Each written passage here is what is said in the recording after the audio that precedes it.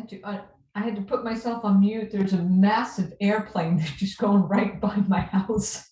Like,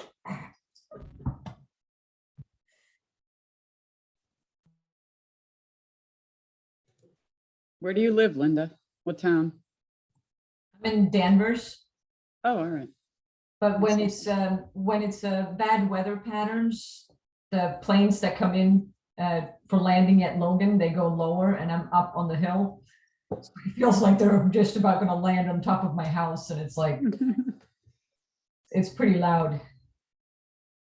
Yeah, I live near Hanscom. Oh. And we don't get a lot of big jets, but when they do come through, you can hear them. Yeah, I really don't hear it that much. When I moved to the States, the first place I lived was in Los Angeles, right next to LAX. So it kind of got tempered. I don't hear airplanes anymore. Maybe that's why Diane, how was your flight? It was fine. We had a little bit of a rough landing, but made it. Where were you? I'm in Nashville for the superintendent's conference. Oh, Right now, great. we're under a tornado watch. So not been cooperating, but Oh no. Is that this weekend? Is it a weekend event or during, is it? it started today. Okay. So it's today, tomorrow, and Saturday. Nice. Well, except for the tornado part, but Yeah. It's I'm sure it's everything supposed to be gone, like the watch ends at like 5 o'clock, but the weather here like 10 minutes ago was crazy. Wow. So hopefully it's passing. I'm watching my radar and it looks like we're almost through the worst of it. Well, that's good. I think it's supposed to be really windy and stormy here overnight is I think what I heard. Lots of Yeah, it's wind. right, So coming probably that from same here storm. to there. coming- Yeah. Yeah. It definitely started already here. It's been windy at my place all day.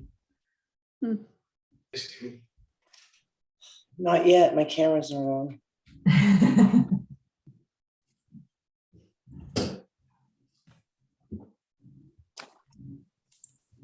$16. Perfect.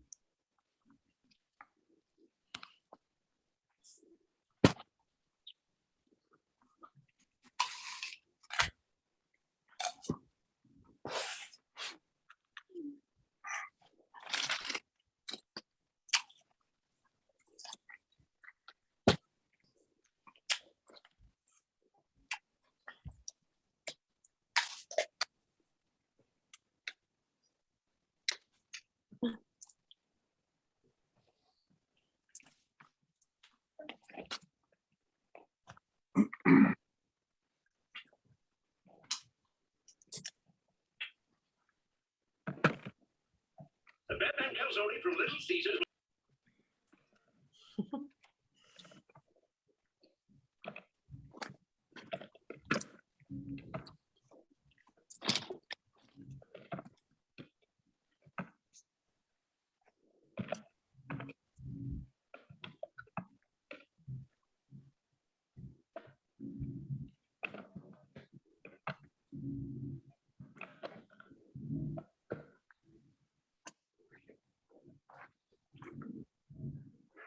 So we have 7 members. Yeah, I was just going to say we have 7 if we want to get started. I don't think anybody else is going to join right now.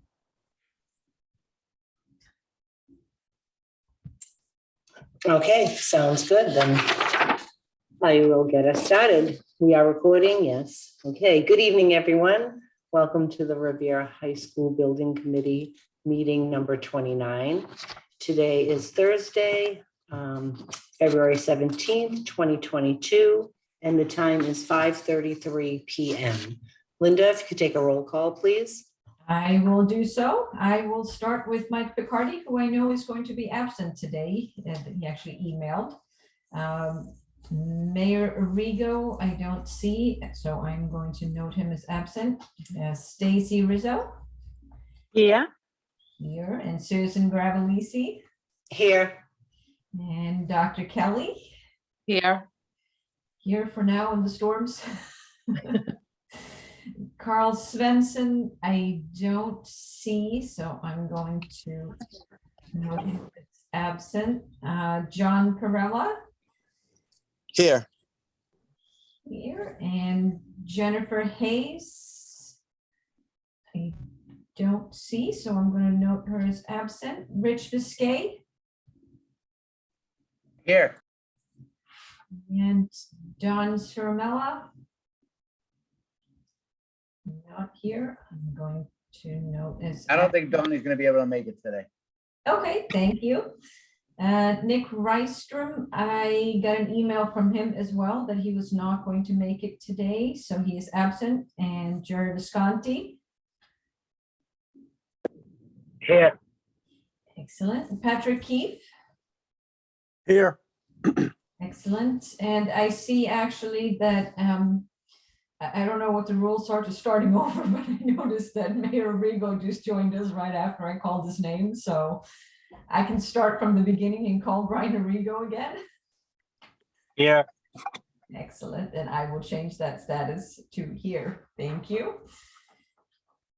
All right, we will kick things off today with some housekeeping items. We have first the meeting minutes from our last meeting, which was January 27th. That was circulated via email for review. I had one suggestion on the minutes. It's really picayune, but at the bottom of page 4, it moves from a comment that Carl Svensson made right into the next action by Leftfield, and I just feel like there should be a space between those because it appears to be part of Carl's comment. Do you know what I'm saying? Yeah, I'm actually I'm looking at it right now. Maybe I could just share the screen because I only have 3 pages, so right off the bat. Oh. I want to make sure I get to where you were talking about. You said it was on the last page? It was after when everybody was giving their opinions about the site selection. And I can't really see that. I don't know if you can enlarge it. Okay, there we go. There we go. So this is we started off with the recap, which was, there was no presentation. And then we had Brian recapping the school committee and city council meeting approvals.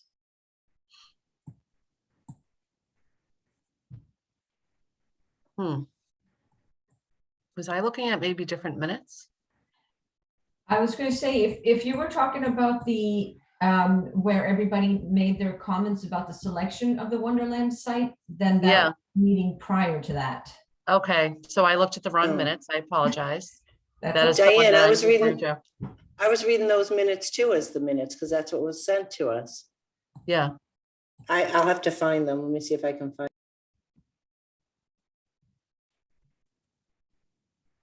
I hope you don't have a mislabeling of minutes. Yeah, these are the ones that are dated 1/27.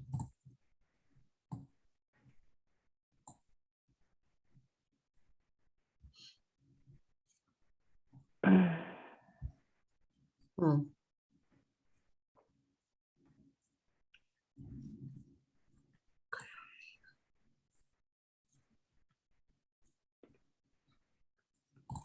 I think the ones that we got on the email on the 16th were from the January 13 meeting. Yep, that's what I'm seeing. Yeah, they must have been because that's what I'm seeing too. Aha, they are. That's not a big deal. I think we could probably just defer their approval till the next meeting. I Yeah, don't think that's a big deal to us. yeah. Exactly. Yeah, my apologies. For some Okay. reason, we're in the wrong folder. Okay, well. Hey, Linda, before you move off of that, I thought I saw as you were scrolling through it, Nazra is actually on the Perkins Eastman team, not Warner Larson. It looked like, I could be wrong. And again, I think I don't have the ones that you were showing on your screen. But if Nazra is listed as an attendee, she actually works at Perkins Eastman, not Warner Larson. Right, okay, yes, that's what I, well, Great. so how about, can we make the adjustment to the motion that I will resend out the correct ones? I'll make that correction, and I'll also make the correction for the prior one with the page break or the sentence break. And then we'll defer that to next meeting, which is next week anyway, so it's not that far out. Does that work for everyone? Yes. And I don't think we need a motion or anything. We can just not act on voting the minutes. Perfect, beautiful. We will do that. So then moving on to the next item, which we do need a motion on, which is, I'm going to again share my screen, which is the motion for approval of the invoices from January for Left Field and Perkins Eastman. And looking at my email, I did get those correct You did. in the file. And can we just note that Carl Svensson has joined the meeting?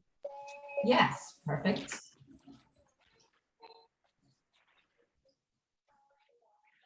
So motion to approve the invoices from February 7th, 2022. Second, Second motion by Susan and Dr. Kelly at the same time. That was You can give it to Susan. okay. I'll share it. Okay, perfect. We will, so we will start, typically we do them separately. So I will start with Left Field's invoice for approval, which was the motion to approve. And I will do a roll call for approval of Left Field's January invoice. Mayor Arrigo Yes. and Stacy Rizzo, Yes. Susan Gravellisi, yes. Dr. Kelly, Yes. Carl Svensson, Yes. John Perella, Yes. Rich Viscay, Yes. and Jerry Visconti, Yes. and Patrick Keefe. Yes. Okay. And then we have Perkins Eastman, January invoice in the amount of $21,105. Do we have a motion for that approval? Motion to approve. Thank you. Second, And second, okay, and we will do the roll call for this approval. Mayor Arrigo, Yes. Stacy Rizzo, Yes. Susan Gravellisi, yes. Dr. Kelly, Yes. Carl Svensson, Yes. John Perella, Yes. Rich Viscay, Yes. Jerry Visconti, Yes. and Patrick Keefe. Yes. Excellent. Thank you, everyone. I will stop sharing my screen and kick this over to the next team. Brian. Sounds good. Good evening, everybody. We had on the agenda on just a quick PSR update that I'll pretty much handle, and then Perkins Eastman's going to walk us through a little bit of a schematic design, look ahead and update for agenda item 5, but we'll do the boring stuff first. So we have been, Left Field and Perkins Eastman have been working hard on the Inspector General application for CMR. That's just about complete. I think we'll be able to launch that probably by the end of next week. It's a report that we'll CC the building committee on, just so you have it. But it's basically it's kind of a mini version of the MSBA report that's going in a few weeks. It has to describe the project, the budget, who's involved, and basically explain to the Inspector General's office why we'd like to go CMR. So that's been occupying some busy work for us. There's really not much in there when you guys see it. If you want to read through it, it's pretty much stuff you've already seen, just formatted in the way that the Inspector General likes to see. So that was sort of occupying some of our time. The other big lift that the consultants and us have been working on is really getting Sorry, the- Brian, just before you go on. CMR is Construction Manager at Risk, correct? Correct. Yep. And what is PSR? Preferred schematic report. That's the Okay. other. So the Inspector General for construction management risk is basically permission from the state to proceed with hiring this type of contractor. And the preferred schematic report is the name of the report going into MSBA by March 3rd that picks the project. That the preferred option is what was chosen down at Wonderland. So the preferred schematic report is the report that we'll be giving MSBA on the 3rd. That'll trigger some follow-up meetings with them, and it'll be followed by the schematic design, or if you hear me say SD phase, that's what SD means, schematic design. So Thank you. so that other the preferred schematic report, the PSR, has been sort of the bigger lift. That's a much larger report. Most of the info that I think you folks are going to be interested in is front loaded into the first handful of dozen pages. There's a lot of narratives that are being written to support things we've talked about, decisions that have been made.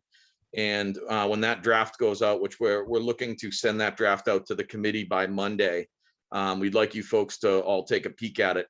We had a meeting next Thursday penciled in really to answer any questions in that report and ultimately approve its submission to the MSBA in advance of the March 3rd MSBA deadline.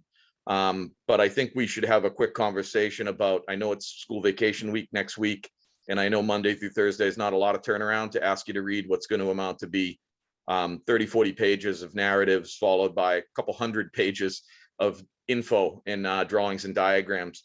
So it wouldn't be the end of the world for us if we wanted to, instead of meeting next Thursday, meet the following Monday or Tuesday. That I think that's the Monday is the 28th of February, and March 1st is the Tuesday. But I'd like to just have a quick discussion with the committee on which of those you'd prefer. If you'd like to, have the week, have next weekend to look through it, have the vacation week, we can just as easily do a meeting next Monday, Tuesday, get the motion that we need, draft up the minutes showing that motion, and get that in by Thursday of that week, the 3rd, to MSBA. So that's sort of a quick topic we wanted to talk about today in terms of the PSR. Ryan, Jerry Visconti, just a heads up, we have a council meeting on the 28th as well, so just Okay. to let you know. So are there any Putting it out conflicting meetings on March 1st, Tuesday night, from school or city perspective? I'd prefer to avoid the council meeting dates. I think our folks from the council here, we definitely like having at these meetings, and don't want to put you in a conflict situation. I assume the committee might prefer having more time to look at it. We can always meet next Thursday, but I just thought maybe 2-3 nights with it might not be enough for you folks to take a real look at it. I have no preference either way, so I defer to others. I also don't have any preference.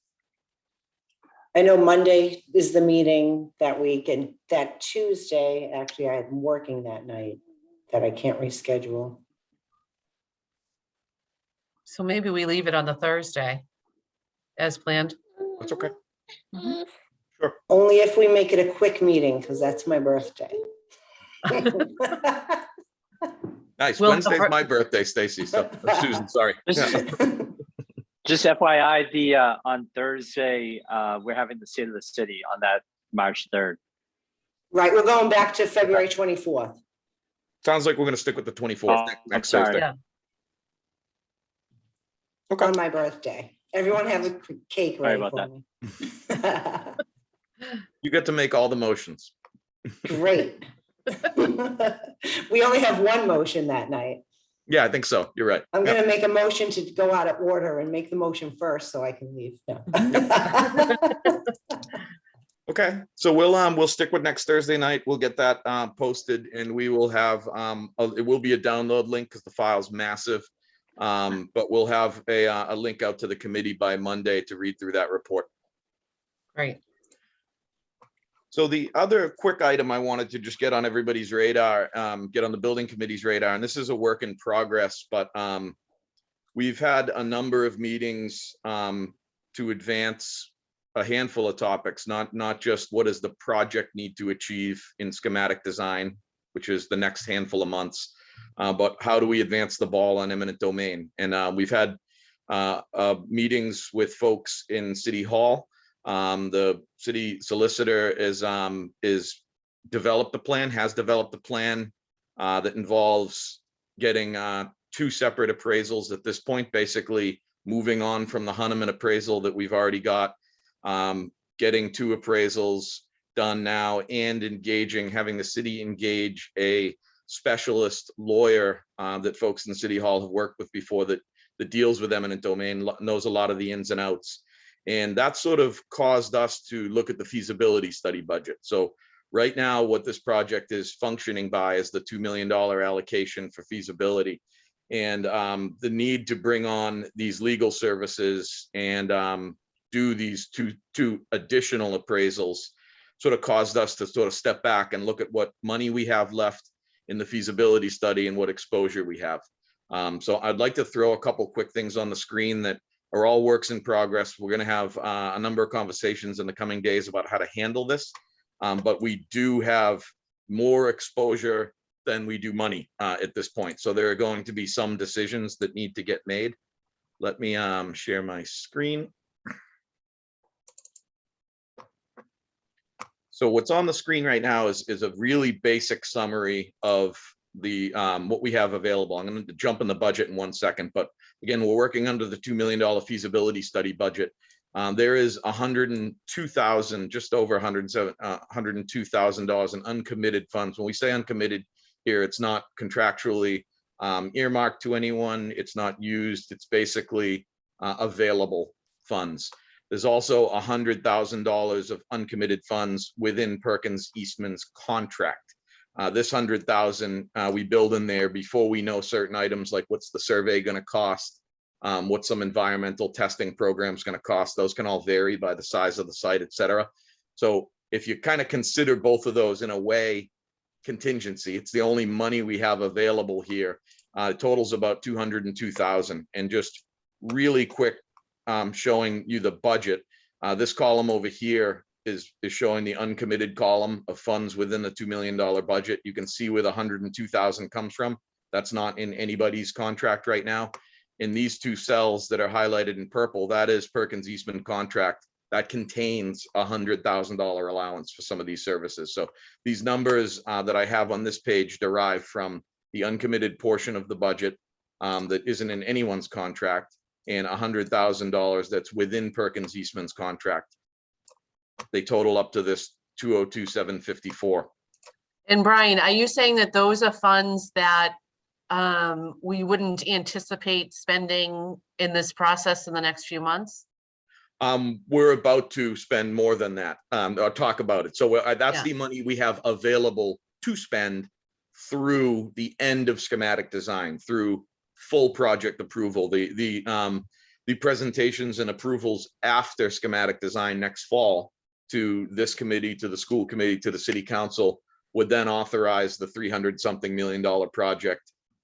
This $2 million feasibility budget will sort of get tucked away. If there's any savings, it can roll into the future project. But these projects always end up kind of 2 projects, a small feasibility study budget that eventually blooms up into a large project budget. So 202,754. But so let me ask you again, because I don't know that I'm understanding. Like, so if we use, for example, the roughly $21,000 a month that we pay to left field for services and work, were we anticipating that we would be using this money to pay those values, or is that already accounted for the months coming up? All of left field and Perkins Eastman services are accounted for. Okay, and outside of these numbers. So there's Yeah. remaining dollars in the contract for left field and Perkins Eastman that will go to zero by the time schematic Right. design's over. okay, And if we had nothing else to do, if this bottom part of this list didn't exist, what we'd be telling you is the feasibility study budget has $202,000 of, extra. funds that might not get used. Yeah. But I think we have more baggage than we do contingency, and that's what we don't have a solution yet. But I wanted to start by talking to the building committee, and then we have to have some discussions with the mayor and Rich and some folks in City Hall about how to handle this. So the exposure we have, when I say exposure, it's sort of cost risk, things that might need to be paid for before the end of schematic design.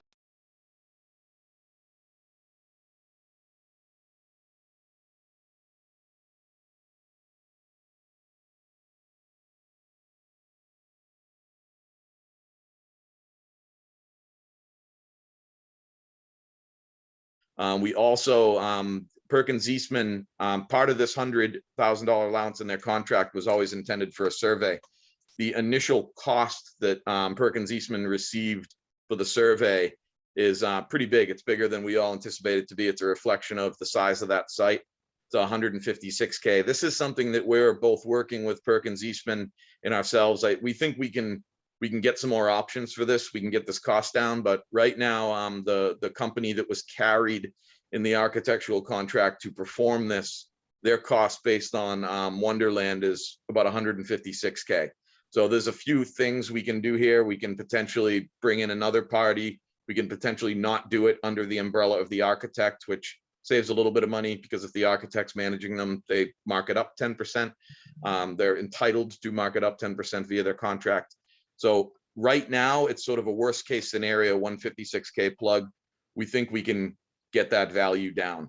The other items here are, we have a $30,000 plug for what we call phase 2 environmental site assessments. So we want to get on that site to do some initial test borings. That's always considered phase 1. That's budgeted for, we're okay with it. Phase 2 environmental site assessments sometimes happen after schematic design, sometimes happen before. On this project, with the site being what it is, it has old foundations on it. There was buildings there. The buildings were knocked down to grade and no one's disturbed what's there. We would prefer to be able to do the phase 2 testing prior to the end of schematic design as well. And what that would really allow us to do is really hone in the costs for soils that need mitigation, et cetera. So we have a $30,000 plug for that. Last are sort of an either or here, these two. Either we proceed with the follow-up to that Inspector General application I mentioned a minute ago.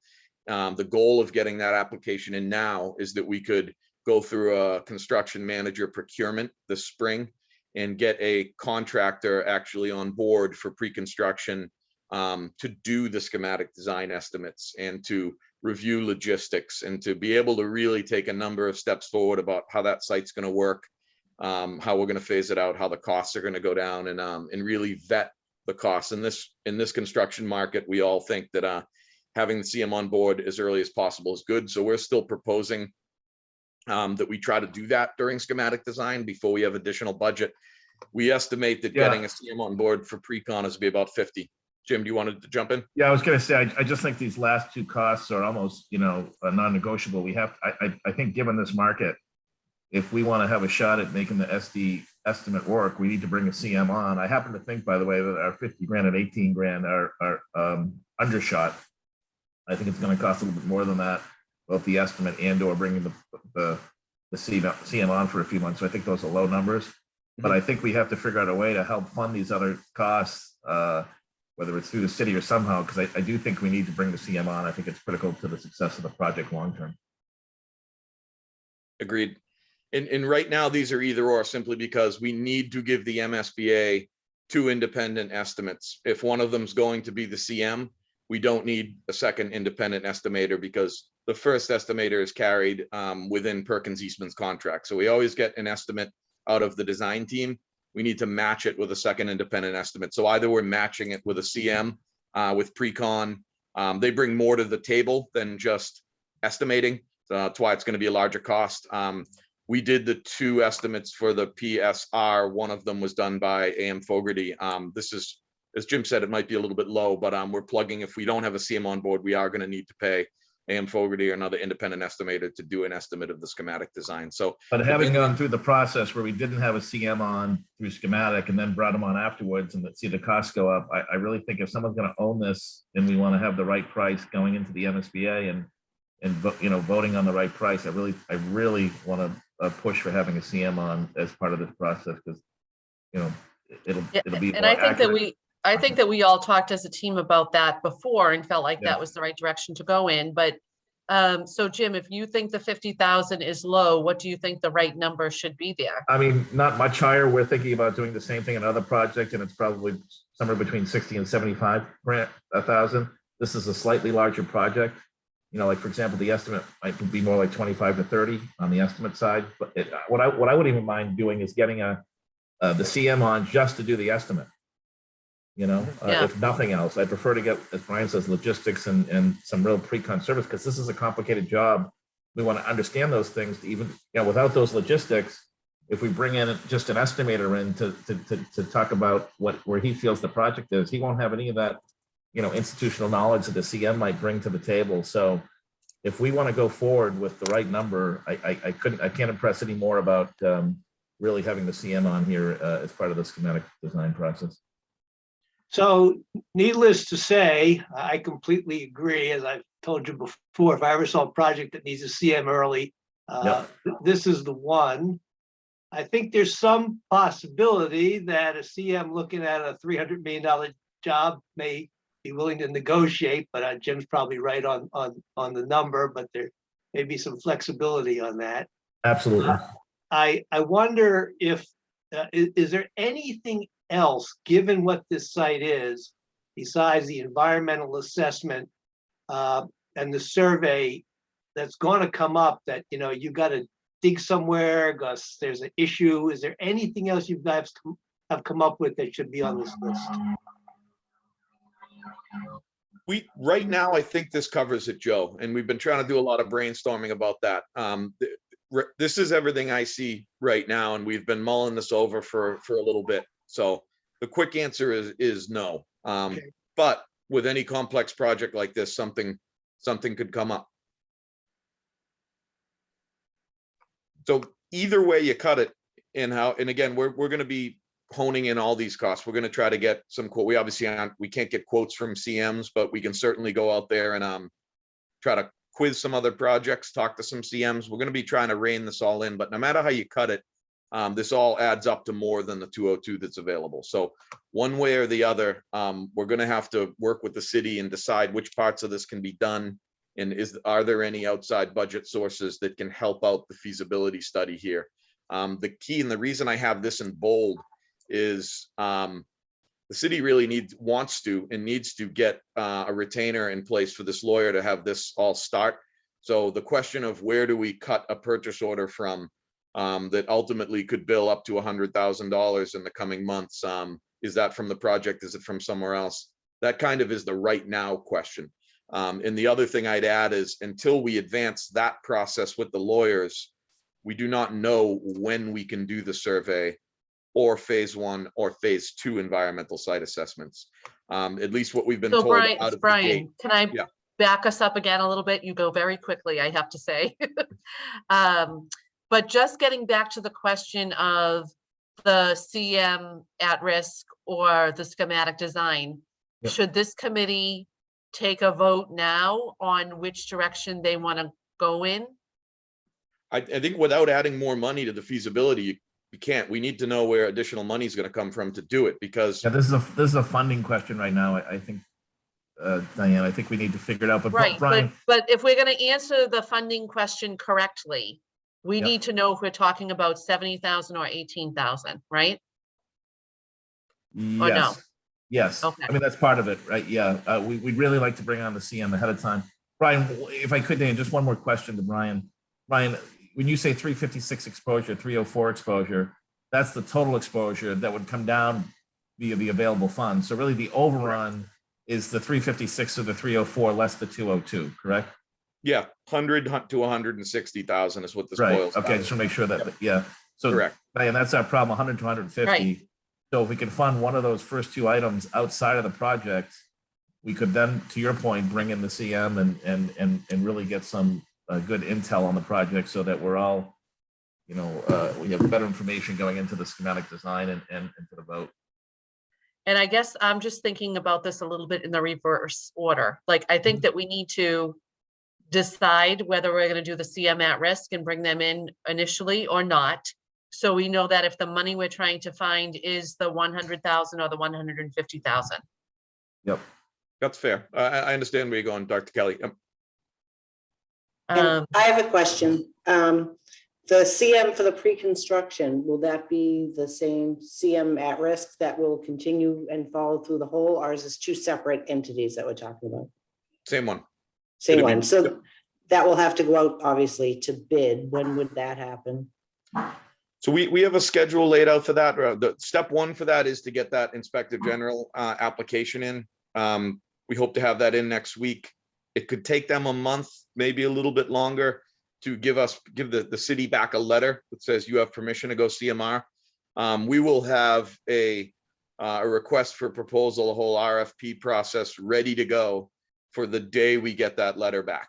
So whenever we get that letter back from the Inspector General's office, we're going to have ads ready to go. Ads will have to go into the Central Register, the Revere Journal, into Combis. It's a public procurement.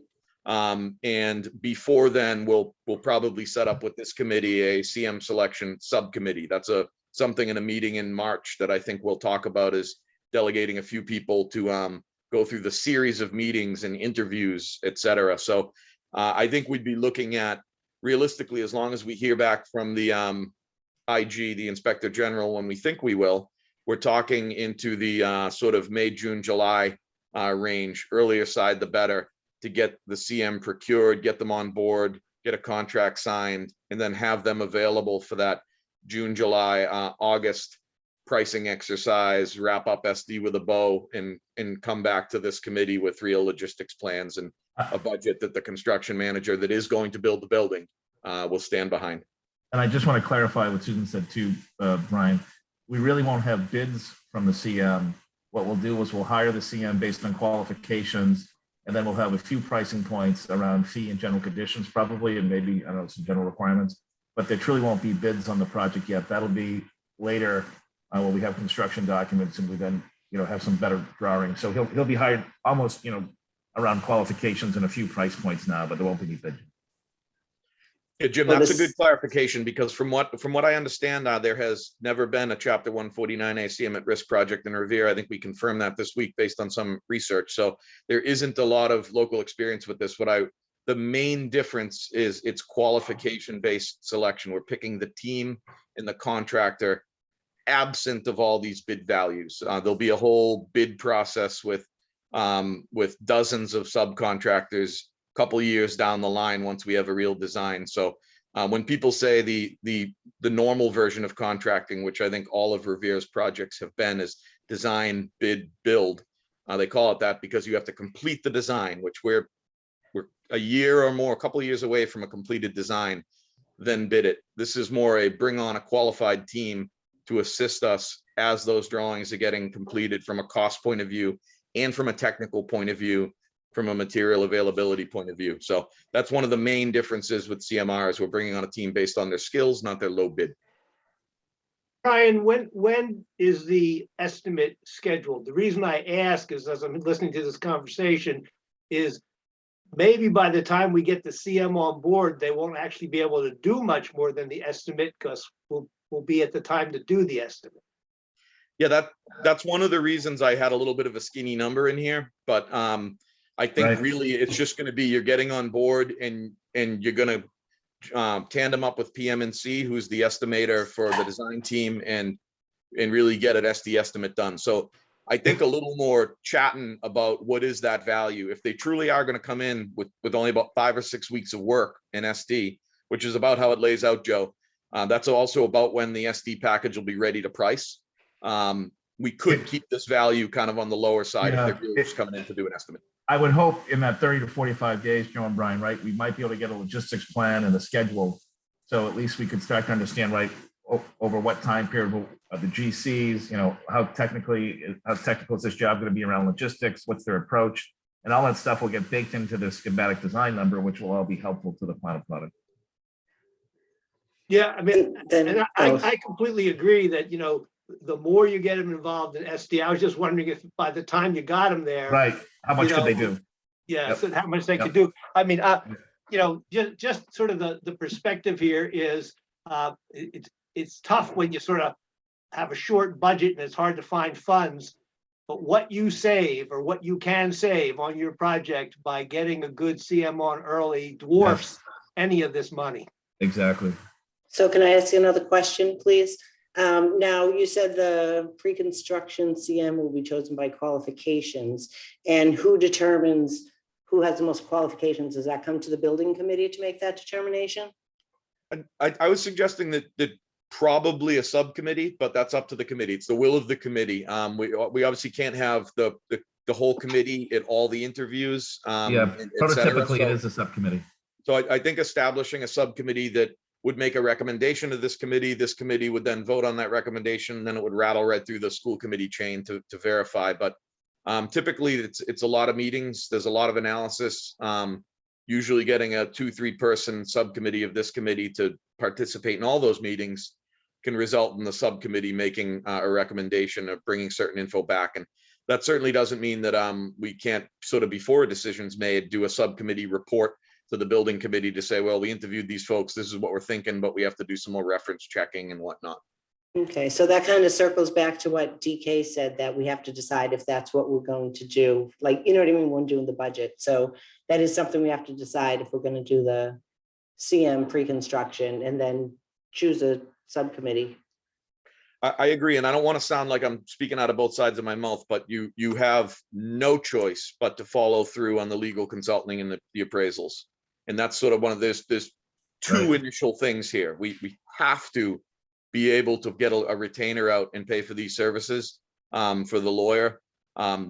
As important as this CM item is, we need to verify that there's budget money, because if we have to go all in on the lawyers, there isn't going to be money to pay the CM or hire them. So Right. So I think this is really, again, a funding question back to the city. We're asking for help. How could we get some help trying to find some funding for those first two items? Again, we're going to work to bring those numbers down, but if there was a way to fund either of those two items outside of the feasibility budget, I think that's the question on the table, and that's maybe a task that we could all take back and see what we could do about. Is that fair, Brian? yes. Yep, I agree. And I mean, this is sort of hot off the press news. I know we're going to jump into this with some of the folks from the city. I know the city is sort of standing by to say, you know, we have the lawyer ready to go. We just need to know how to pay him. So that's sort of why these discussions are all going to have to hit ahead in the next couple days. But we wanted the building committee to hear it first.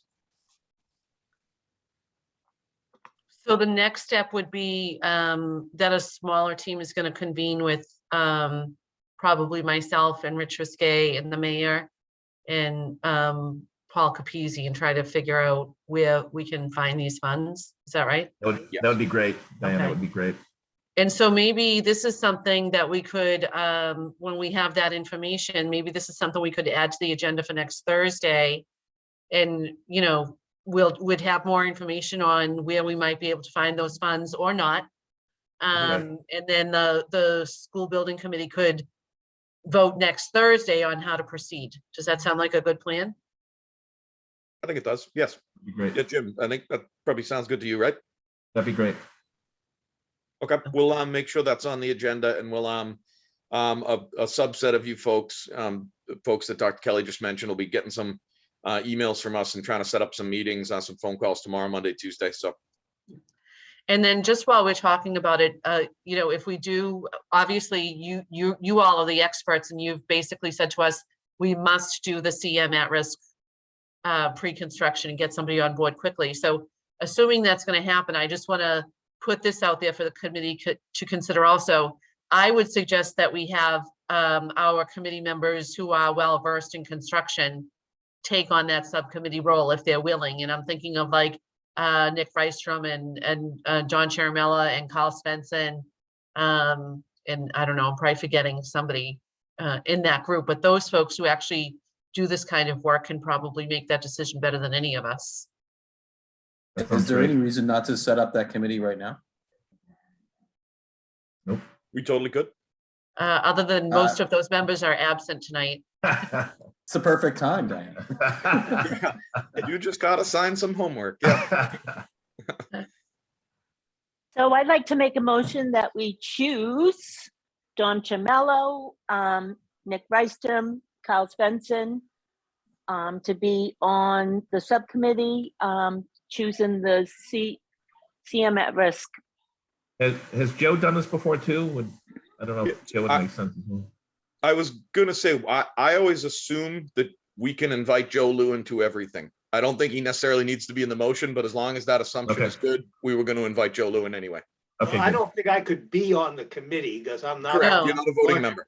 Yep, Right. but you're invited. You'll be there, you'll be listening, and you can ask questions. You're just not a voting member, same as us. Right. Consultants, yeah. Right. Okay. Good. I will Thank you. second that motion. And just before we vote on it, can I ask Kyle Svensson if there's anybody else he thinks should be included there? And you're on mute, Kyle. Kyle, you're on mute. I'm thinking of a couple of people, but I think maybe we should ask just to see if anybody feels as though they should have been invited on, so that we're not leaving anybody out who may be sitting there saying, well, I feel qualified. Maybe if somebody doesn't feel qualified, that's one thing, but there may be a couple of people who have some backgrounds that I'm not really familiar with. I know I got a couple of thoughts in my head, but I'd give them the opportunity to speak for themselves if they feel as though they would, benefit. We would benefit with them on the committee, but I'm happy to take my role. I was gonna suggest. we Five could- probably feels like the right size. Brian, what do you think from the city? I agree with you. My only, often a mayor or town manager's on it as well. I'll just throw that out there, but I think we could proceed with the motion, and if folks want to talk about it, there's nothing against adding someone else next Thursday. Hey, Brian, I just want to jump in and say I'd like to be part of that. Great. Yeah, we think that that's pretty typical. I haven't done a project without either the town administrator or mayor in a city being part of it. So I think if we want to proceed with those or amend the motion to include those 4 names, if anybody else wants to join, we can add them next week. I think 5, 6 is probably about the higher side. 4 is about perfect. 5 is fine. More people than that, it just gets to be a little challenging. Just scheduling wise. I don't mean challenging people wise. So You do want to have the group be weighted in an odd number just in case there's a vote issue. Which amazingly I have Not a had. bad point. So who do we have right now? And we also, Nick and John aren't on this call, so I don't know that, I imagine they would agree to do it, but I don't want to speak for them in their absence, but assuming they do, then we have the 2 of them and Carl and the mayor. Is there anybody else on the committee who would want to be part of it? And Brian, I'm Jerry? just asking. Brian, I have no problem being part of it as well, if everybody doesn't mind. So I'm happy to be part of that. Yep, I think that would make sense. Brian, does typically the architect and the OPM get a vote as well? I thought so, but I'm not positive. Yeah, I actually, I have to look at that. I actually think you're correct, Jim. I I don't know if Lynn's on with us. She'd be able to tell us. They but do. The Yeah. architect gets 1 vote and the OPM gets 1 Yeah. vote. There you go. So I think if we went 5 plus 2 consultants, I think that's perfectly fine.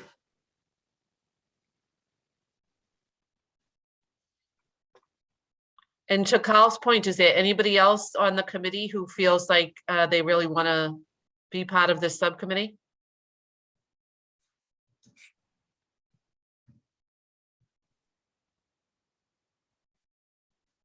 Diane, I have to say, I agree with them. I think once you start having too many people, it becomes more difficult and harder to get meetings together with the quorum.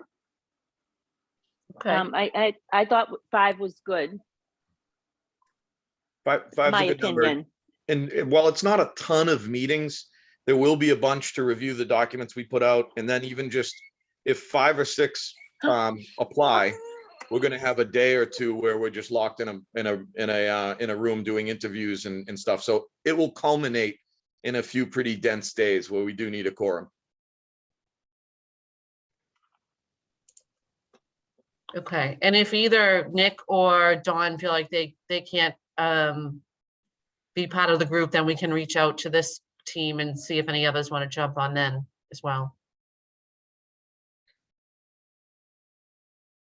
Okay. Do we want to follow through with a motion for that? Or I think it'd probably be a good idea if we want to establish, or do we want to talk to those people, verify, and then do a motion next week? I think Stacy already did a motion. We have a motion for 3. I think we need to amend it to include, Oh, okay. the mayor and Jerry Visconti. Stacy, you want to amend your motion? Oh no, she's still there. Sure, I'll amend the motion to include the mayor, Carl Svensson, Don Chiamella, Nick Rystrom, and Jerry Visconti. And I will second that. Awesome. I will do a roll call to accept that motion. Starting with Mayor Arrigo, Yes. Stacy Rizzo, Yes, Susan Gravellisi, Yes. Dr. Kelly, Yes, Carl Svensson, Yes. John Perella, Yes. Rich Viscay, Yes. Jerry Visconti, Yes. and Patrick Keefe. Yes. Excellent, thank you. Great. Is any questions on the budget stuff? But like I said, we'll be following up. We'll keep the committee up to date, but we wanted to start the discussion here and just let you know that we're going to be working with the city to try to come up with some sources for these various things on the screen here.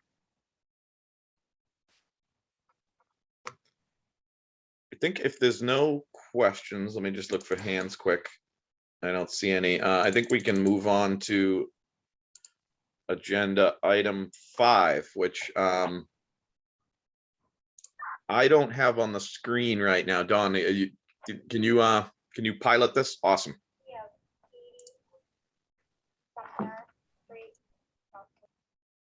I will take it away if folks can see my screen. Yes.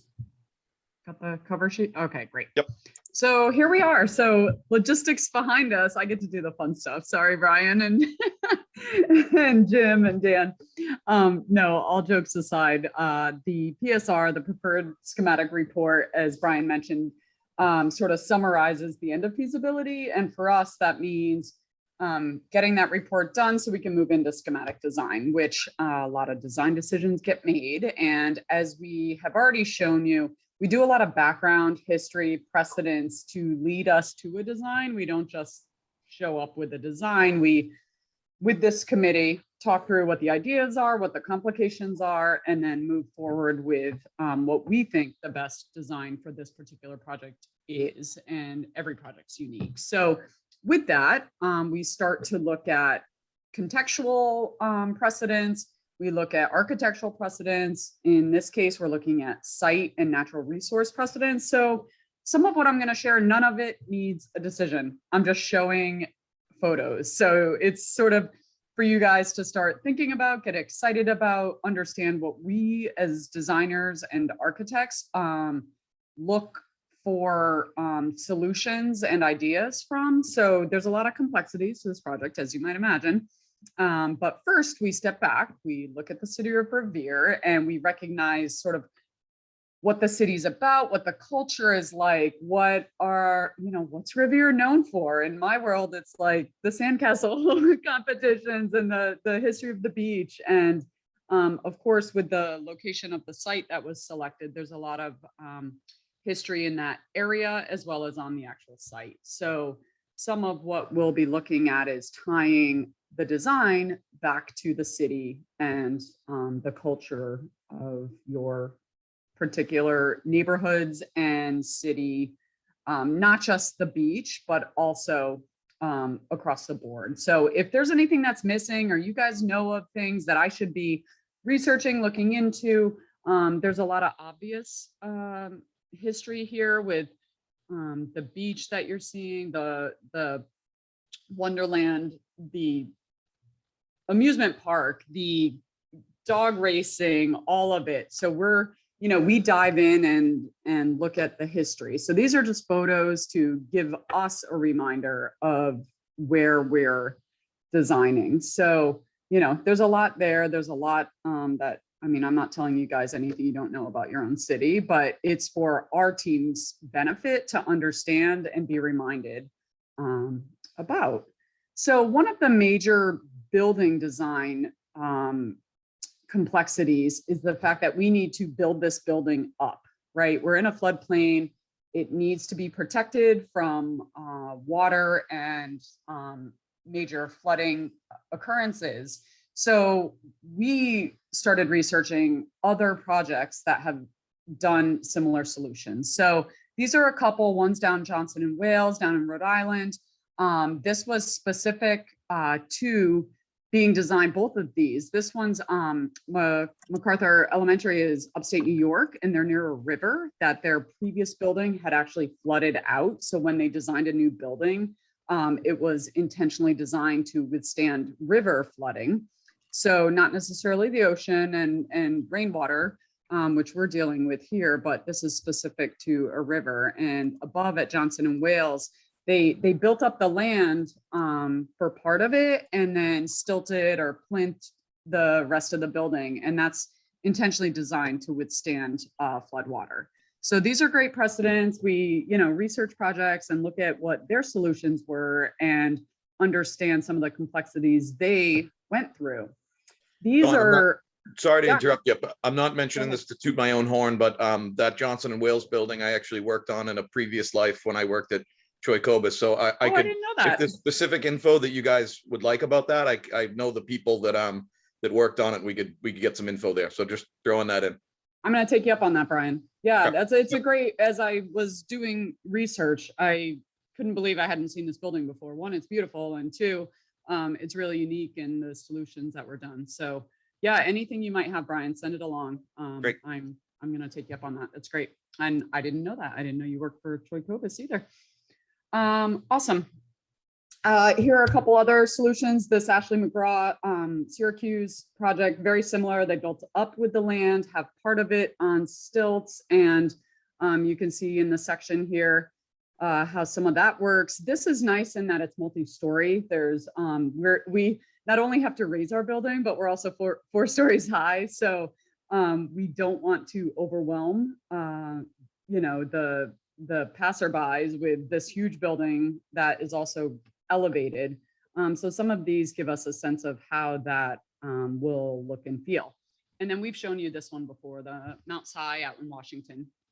And they did the rendering of what it would look like with an actual flood. So that may look familiar to you. And then there's a couple that I found down in Virginia. This one and the next are with the same architect, but these have sort of a beach slash wetlands feel, and it's sort of nice. The scale is a little different because it's not 4 stories tall like the one I just showed, but this really ties nicely to the nearby beach and kind of has a boardwalky entrance feel. And there's some uniqueness. They have tables and seating under the area in which it's raised. So this again, just sort of a nice precedent along with this one, same architect, a little different design, but this one actually has the parking underneath, which is some of what we're talking about, the at-grade underbuilding parking, if you want to call it that. It's not really underground per se, because it will be somewhat exposed on part of the site. So just some precedents to look at, think about, understand. This is the site plan in which you've seen before. We're starting to look at precedents for the site as well.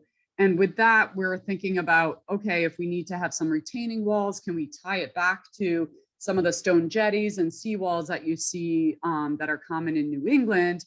And then with Rumney Marsh to the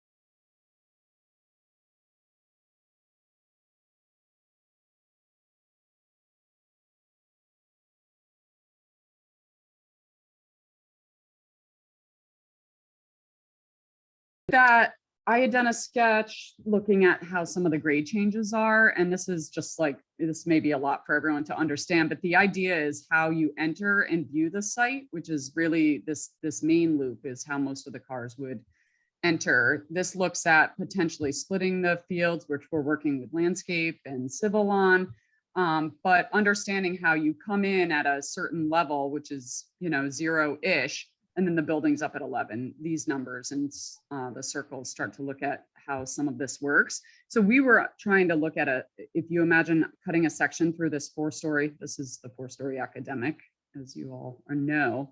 So this is a section here where we're starting to look at how does that feel?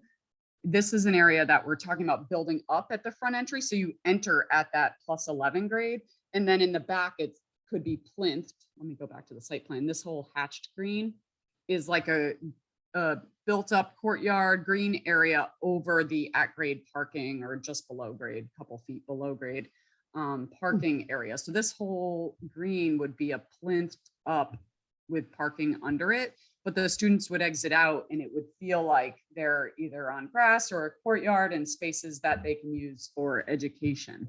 But this front area comes up, these little lines are grades up and down. So that section cuts through here, and it's understanding where that is, the bus drop, the stone jetty wall that I just showed the precedent of. And then we have kind of a ring road around the site, and then the health and wellness and how you can start to separate that from some of the car traffic, both from the BFW as well as this road. And maybe we switch these and get this closer to the retaining wall. So these are some of the design features. We're not necessarily focused so much on what the building itself looks like right now, but how it's starting to feel on the site and connectivity to the site. So this is really just an update and to give you some ideas about, you know, the struggles that we're having early on in SD, because once we make these major decisions, the building starts to come together. So this is the site, the building plan, which you've seen. These are kind of small versions of, we've got the parking below and then the upper floors. And in starting to look at the building, we as a team started to think about how this could connect to the beach and Revere and the context there, and looking at the anatomy of a wave.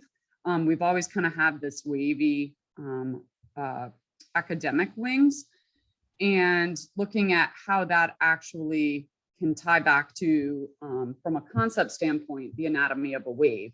And this circle indicates what that heart of the school that we keep talking about, that really vibrant connected space within the building. And then the academic wings would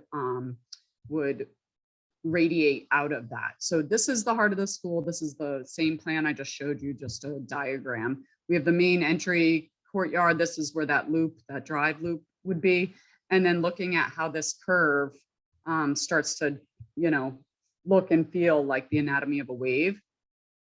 And with that, I spoke about the entry curve back on, let me go back real quick. So this, if you can follow my mouse, you know, kind of how you enter and look at the site, this corner becomes really prominent.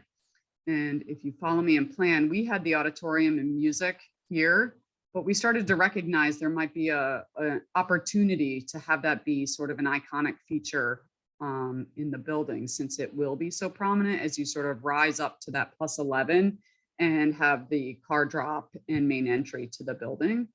And with that, our team pulled together some precedent images, and it doesn't have to be this complicated or this, you know, this a design feature, but recognizing that that auditorium can be celebrated and really recognized as a community space, an icon for the building, as well as denoting kind of where that front entry is. So these are, again, just some precedent images of how an auditorium can be featured as iconic in the building. So these are some of the design features. That's the end of what our design team is wrapping their heads around, working with both, again, the site, where it sits and how it connects to both the land building up to it and where the parking is and where it's plinth becomes a major decision. And then from there, we're branching out and focusing on the actual building elements. So I'm going to pause. I don't know if there's any questions or if anyone has comments. If you love something, hate something, I will tell you I have really thick skin and none of this has anything to do with me. If you hate something, please say, speak up and say that's really not my style. Again, these are just sort of, I'm not necessarily saying these are what the auditorium will look like, but that it will be something that's featured in the building. So, and that's a general statement about having thick skin in general. This is your building. This is not our building. This is for you guys. So Correct. we It is always not want it ours. to be. What's that, Dan? It's not ours, it's theirs. No, it's yours. in no way. So I don't ever want anyone to not speak up because they feel like, you know, they may hurt feelings. By all means, like we are here to design for you. So always in every context, please speak up. If there's something you love, if there's something you don't love, if there's something that you want to see more of or less of, always please speak up. So with that, I'll ask, what is the function of that goldness in the Here? pictures on the right? Or is that Yeah, just? I think purely I think it's aesthetic? just awesomeness. That's one It's word really for just- it. Expensive. I think that's all it is. Yeah.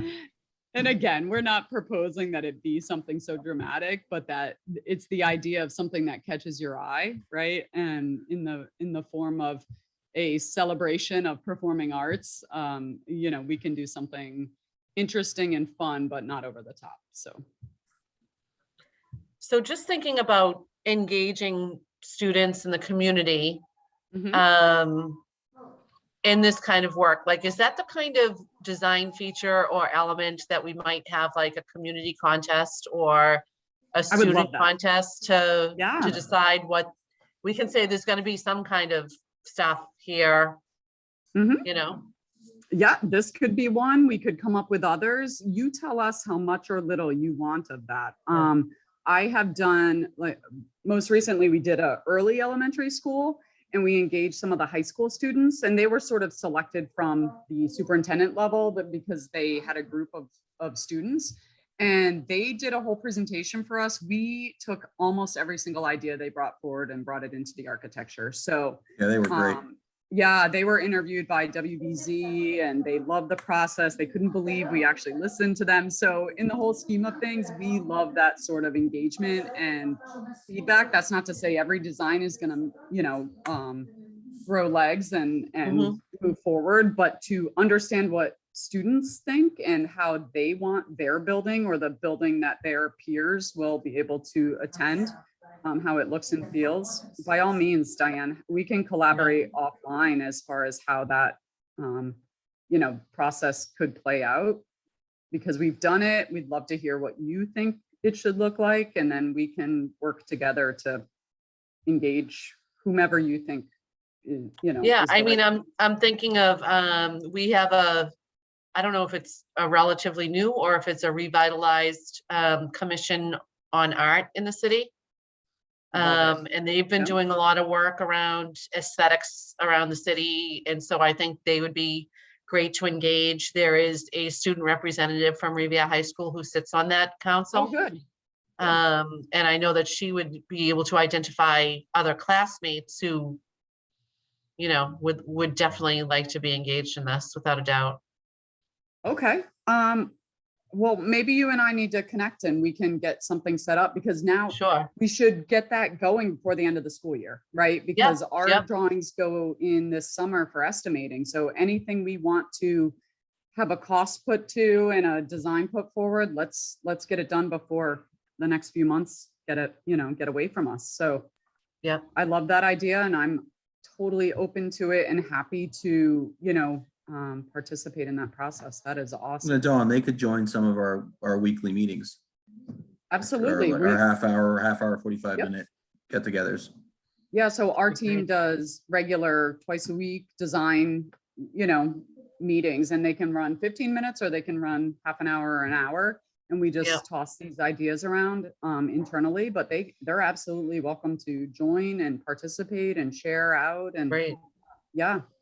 So maybe, Great and idea. I'll invite John Perella to that meeting too. He might have Oh, some good. other ideas. Like I believe there's an AP studio art class, or I think there's a Mhm. class that's doing design using CAD.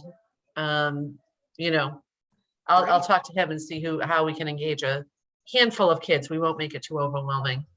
Well, maybe the week after break or within the next couple weeks after next week's February break, we can set up a kickoff meeting of sorts and we Great. can share where we are and any input that we think might be valuable. They're welcome to give us other ideas if they have them, but just to sort of share where we are in the process and where things currently stand. By then, we'll have more massing and solutions as the building relates to the site.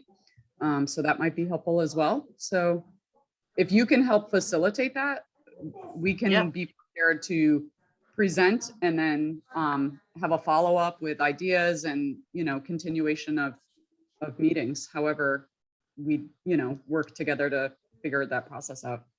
I love it. Great. Anything else from anyone? If not, we're gonna switch gears. Sorry, Dan. You really should start This. with this slide. Because, then you could end with that awesome slide and not this slide. But I won't keep everybody too long on this. We're spending a lot of time right now focused on the getting the preferred schematic report written and put in a format that can be put to get over to MSBA. So that's really what we're focused on. But I have really started looking at the schedule because I think we want to lay this out and get it out to everybody so that if we can get this all on everyone's radar, because it's a kind of a fast process and we're going to be looking to submit it and really like kind of closing it up in August, even though we don't submit it really till the end of August, right about the beginning of September, but right about that time and middle of August there, we're kind of done. We're pretty much done in putting the book together. So we're going to go back, we're going to estimating in late July. So really, I'm looking to get everything out to the estimators July 22nd-ish, somewhere in that range. So that means we really only have from today until July 22nd to put together almost everything we need to get the budget for this project figured out and get it right. That's an awful lot to do. So what I've done here is just kind of break out these two components. One is the user meetings, which I'm still filling in now, and I don't really have dates on them, but it looks to me like we really need to start those in the March timeframe through March, April, May, and get pretty much all of those figured out. There'll be ones that trickle in a little later in maybe June or even into maybe early July, because there's going to be things that people ask for or that we discussed that have to be circled back on. So there'll be some circle back at that June and July kind of period. But we really want to try to get everything teased out in March, April, and May. And then the block below it, I'm showing one of the items that Brian talked about earlier, which is the kind of on-site due diligence. And the two pieces for us that are really kind of important for the estimating are really the survey and the geotech. So those two things are, I really would love to see us try to get onto that site early enough, preferably in April. But I mean, if we could get in there in May and get those two pieces going, just so that we have as much information as possible and we kind of close the door on as many of these open potential things that are out there, because we want to really kind of reduce the risks as much as we possibly can. We don't want to go in with a lot of risks after SD. So that's kind of where that block sits, is that second piece underneath. And then the one below that is the CM at risk process, is getting that person on board. So pursuant to our earlier conversation, I would urge that we go as fast as possible to get that CM on board. So I'll continue right when I finish putting the PSR together with everybody. I'll probably turn my attention back to this fully and pepper in all those dates and get all those meetings figured out and and kind of get that out to everybody and get on everyone's schedule and start up with those meetings. And Dan, just to I know you've been doing a whole lot of homework, but maybe just a quick 10 seconds on some of the work you've done reaching out to some of the utilities and going down checking for old drawings at Wonderland. I know that stuff in the end pays dividends, so I think it's worth noting. There was, we did do that. Last week I went to the archives and they do have some of the drawings from the original Wonderland Park. They actually have 3 sets from 3 renovations which I think we'll try to work into our work, but it does tell us a little bit more about, or a lot more about the foundation systems that are there, and a lot more about what exactly is happening under the ground. And there's a lot So happening. we under have the- done that. I got everything they had. Yep. There's a lot happening under the ground. I have a question, Dan. And as On far as the, reaching out to utilities, sure, go ahead. On the subgroups that are listed, the MEP, the interior, the exterior, those groups, are they comprised of members of the school building committee, or do we engage other people on those teams? I would suggest it's a mixture. I would suggest we do Okay. engage other people. That we find people who have interests in these different subjects, because there's a sustainability one, interiors, exterior. And I would think that you'd have maybe, what I usually see is maybe 1 or 2 people from the building committee, and then there could be 3, 4, 5, 6 people from whomever you want to put on these committees, whoever you think would have interest in these different topics. And Dr. Would it- Kelly in committee, go ahead, sorry, Diane. Sorry, my second question was, would this be another place where we could capture some student voice and have like one high school student on each of these teams? Sure, we often see that. That'd be great to have that. I was just going to add in something we've talked about before. For a lot of these groups, for the CM selection, we definitely want a subcommittee. For most of these, procedurally, open meeting law wise, what we suggest is a single person from this committee is sort of knighted the organizer, but then we can invite anyone beyond that. And part of the reason for not making them subcommittees is it's harder to schedule. We have to post them, we have to track them, we have to do minutes, but it's also harder to get other people involved on subcommittees. If we just treat it like a working group, the sustainability one has one person, the MEP one is probably Carl, but that doesn't mean Carl can't bring in other staff. Other folks from the committee can't come to these meetings. It just means we're not handling them as subcommittees. Good strategy. All of And them Diane- report back to the building committee. So the other individual. There's been a few other groups we've talked to. We've actually met with the DOT already. So we will continue with them. They had a pretty good meeting with them this week about the site, telling them what our intentions might be. And they gave us some good contacts that we could follow up with. And we are also trying to set up a meeting with the providers of the utility providers, and that hopefully will be next week. So we can try to get as much information. I'm trying to get some of this information into the PSR if I can, which would be ideal. And Carl, we were looking to catch up through Dan with National Grid and some of the utilities before then, setting up some meetings with you and your folks to get back into mechanical systems, et cetera. So that stuff's all coming. I think we're still waiting on some information on the existing high school site that I think we put them to task for. I know even though we shifted sites, I think we still deserve that information. We did put them to task, and we've been approving invoices without really question, but I haven't seen, and that's one of the tough ones that we've seen. And it was one of the luxuries we've had when we brought someone on board that said, okay, we're going to pay these people to go get this information. It's information I think it's going to serve this existing site in the future. And where we did put them to task, I think it may be something we kind of scratch back on and say, well, where is it? And, is it coming? As well as any other, outstanding items that we may have left up in the air. But that utility work for this site is going to be needed in the future, and we did put them to task. Yep. Once we have the right crowd from National Grid, I think we attack them on both sides, Carl. As you know, just getting the right people on the table for National Grid is a pain. And thank you, Dan, for herding those cats. Sure thing.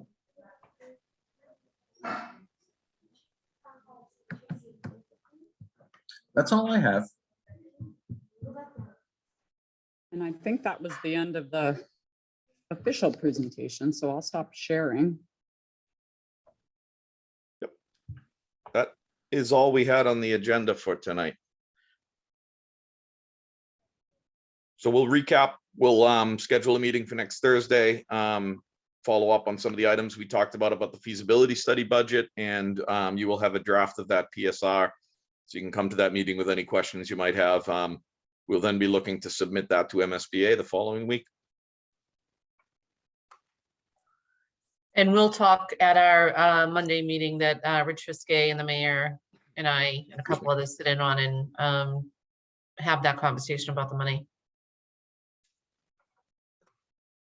Excellent.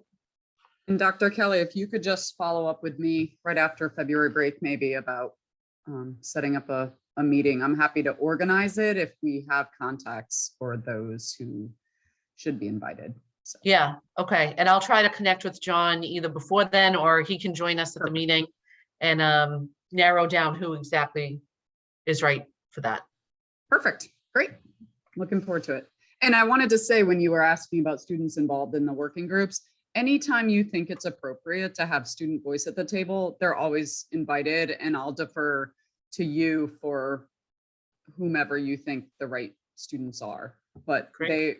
from where we sit, from a design standpoint, the more student voice, the better, because it's their building or their peers' building. So That's great. Yeah. And if something comes up and you're like, normally we have students, or a few districts have asked us to have students, then give me that signal as well if I don't Yep. pick up on it. that sounds great. We'll work together.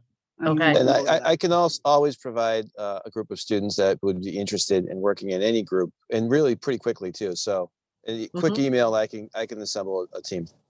Great. Awesome. Thanks, John. Thanks, John. I think we should gather a student voice, not so much for design, but for more what they're thinking of what a theme would be or what they would like to see, because we really need to design for resiliency, for our problems, the location of the building, its proximity to the ocean and the storms. So we can't have, people designing these things that aren't going to be conducive to the environment. We really need to kind of catch their gist of what they're thinking before we kind of start having them draw up what it should look like. I worry about, when I think about the design, I worry about the weather. I worry about our rodent issues and things that we don't want to be building anything that's conducive to rodents, or when I hear that jetty wall, I love the look of it, but I think of the issues that would come from it and what could kind of creep and crawl in those things and kind of come back to haunt us in the end when we're looking for beauty. So things like that, climbability, like that gold leaf thing, I look at it and I just see, 50 kids on the top of it. So we really have to kind of draw some guidelines, even if the students are getting involved, and say, well, think about this, you crossed that line right there because somebody could climb that, right? And we can't have Yep. that. And things are, somebody could crawl under that and be in that little confined space. So we really got to guide them.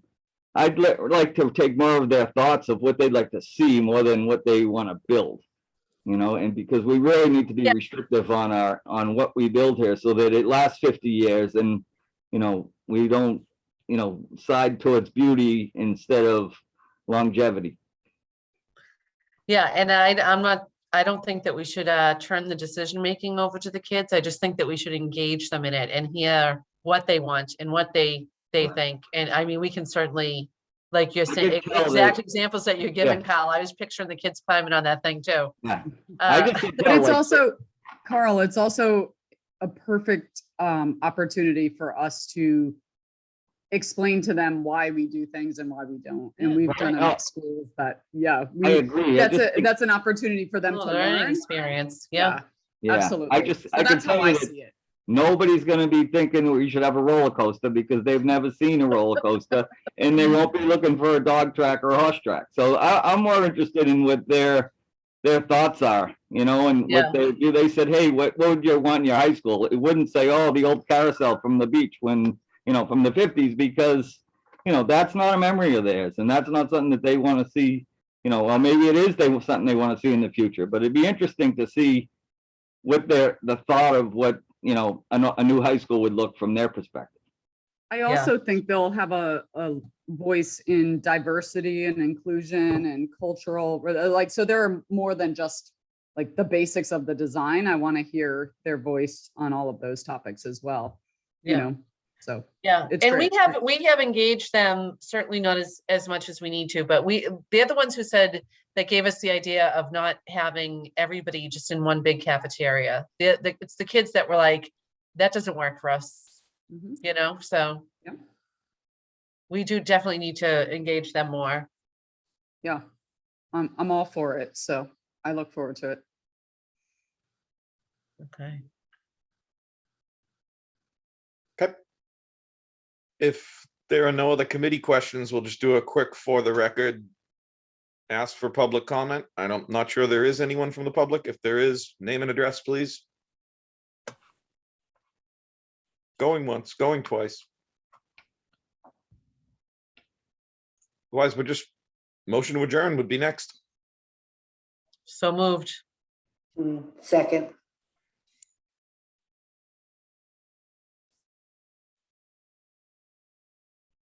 All right, and with that, the final roll call. Mayor Arrigo, Yes.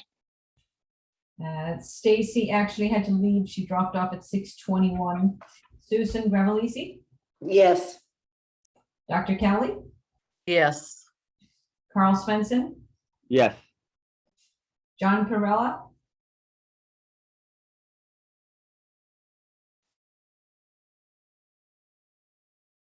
John, can you hear us? Yes, I'm sorry. Yes. No worries, thank you. Rich Viscay Yes. and Jerry Visconti Yes. and Patrick Keefe. Looks like he jumped off too. Yeah, yep, I made that note earlier. Sorry. All right, thank you, everyone. Thank you, everybody. See you next week. See you next week. Have a good night. Yeah, next week. Good luck with your travels, Dan.